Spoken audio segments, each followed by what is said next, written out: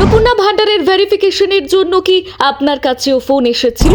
এবার আপনার কাছেও আসতে পারে ফোন। ফর্ম ফিল আপ করার সমস্ত তথ্য পুনরায় জিজ্ঞেস করা হতে পারে। ফোন করে আর কি কি জিজ্ঞেস করা হচ্ছে জানেন? না জেনে থাকলে এই ভিডিও থেকে জেনে নিন পুরোটা। অন্নপূর্ণা ভান্ডার প্রকল্পে আবেদন করার পর অনেক উপভোক্তার কাছেই এখন ফোন আসছে পুরসভা বা সংশ্লিষ্ট প্রশাসনিক দফতরের তরফে। ফোনে আবেদনকারীদের বিভিন্ন ব্যক্তিগত তথ্য যাচাই করা হচ্ছে বলেই জানা গিয়েছে। আর সরকারের দাবি, প্রকল্পের সুবিধা যাতে শুধুমাত্র প্রকৃত উপভোক্তাদের কাছেই পৌঁছায় এবং কোনো ধরনের অনিয়ম বা জালিয়াতি যাতে না ঘটে, সেই লক্ষ্যেই এই অতিরিক্ত যাচাই প্রক্রিয়া চালু করা হয়েছে। নতুন সরকার ক্ষমতায় আসার পর থেকেই একের পর এক নির্বাচনী প্রতিশ্রুতি বাস্তবায়নের কাজ শুরু হয়েছে। তারই মধ্যে সবচেয়ে আলোচিত প্রকল্পগুলির একটি হলো অন্নপূর্ণা ভান্ডার। আর এই প্রকল্পের মাধ্যমে যোগ্য মহিলাদের প্রতি মাসে আর্থিক সহায়তা দেওয়া হচ্ছে।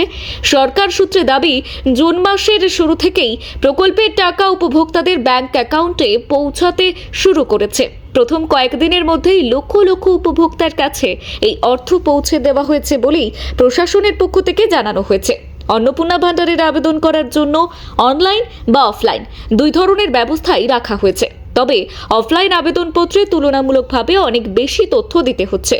প্রায় 13 পাতার ফর্মে আবেদনকারীর ব্যক্তিগত তথ্য, পরিবারের সদস্যদের পরিচয়, শিক্ষাগত যোগ্যতা, ব্যাংক অ্যাকাউন্টের বিবরণ, Aadhaar card, PAN card, ration card সহ একাধিক নথির তথ্য জমা দিতে হচ্ছে।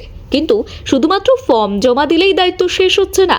আবেদন জমা পড়ার পর অনেক ক্ষেত্রেই সংশ্লিষ্ট পুরসভা বা প্রশাসনিক কর্মীরা আবেদনকারীদের ফোন করে বিভিন্ন তথ্য পুনরায় যাচাই করছেন। সম্প্রতি একাধিক আবেদনকারীর অভিজ্ঞতা থেকে জানা গিয়েছে, ফোনে তাদের কাছে নানা ধরনের প্রশ্ন করা হচ্ছে। জানা গিয়েছে, আবেদনকারী আগে কোনো সরকারি ভাতা প্রকল্পের সুবিধা পেয়েছেন কিনা, বর্তমানে তিনি কোনো পেশার সঙ্গে যুক্ত রয়েছেন কিনা, তার মাসিক আয় কত, পরিবারের প্রধান উপার্জনকারী ব্যক্তি কি কাজ করেন, ফোন করে এই ধরনের তথ্য জানতে চাওয়া হচ্ছে।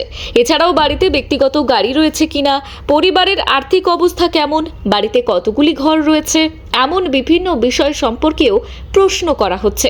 প্রশাসনিক মহলের একাংশের মতে, এই অতিরিক্ত যাচাইয়ের মূল উদ্দেশ্য হল প্রকৃত আর্থিকভাবে দুর্বল পরিবারগুলিকে চিহ্নিত করা, যাতে কোনোভাবেই ভুল তথ্য দিয়ে কেউ সরকারি সুবিধা না পেয়ে যায়।